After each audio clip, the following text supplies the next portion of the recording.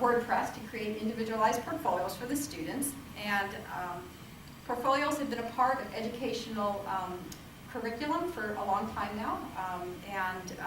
This is one of my favorite quotes when I think about why should we use portfolios in an educational program. And the quote is, it's to consider ways to turn student learning into enduring monuments of achievement. So that quote just really speaks to me as to why we should include portfolios in our educational curriculum. So we use portfolios to do several things. Of course, we want students to get a greater self-awareness of where they are in their learning and where they need to be, hence the self-directed part. We want to be able to improve the ability of faculty to provide feedback to our students. We want to give students a safe place where they can manage to cope with the challenges and the emotional situations that arise as they're becoming physicians. And then we're also working to help students to prepare them for their next setting postgraduate. Every student in their fourth year will get a site that looks like this. We've created some content that's already will be similar across all the different sites. Talk a little bit about the portfolio program itself. Dr. Kovacek, our director, gives a little message in the site. Now, how are we using this as a summative assessment? Well, the students are each creating their own Showcase Portfolio site, and they're posting to this site evidence of their learning, actual evidence that somebody can go back and they can look at and they can evaluate.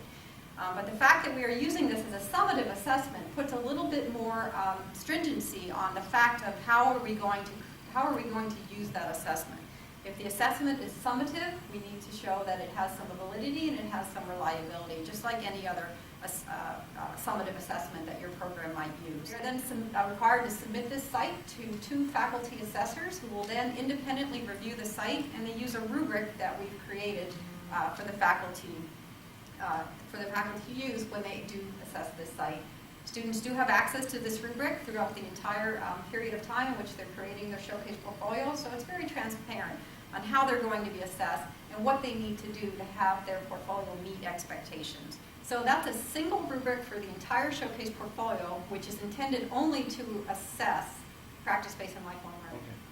So when the students, they do post artifacts and narratives of their growth and development in each of the 6 core educational objectives, we're really only assessing that one competency, practice-based and learn. The intent, of course, is for students to create these Showcase portfolios and use them in their ERAS applications for residency. And I think this year we've had some success in that we have had some students complete their Showcase portfolios in time. They've included the link. We had one student who, when she went on several of her interviews, she relayed to us that the interviewer said to her, "I looked at your Showcase portfolio, and I really feel like I know you now."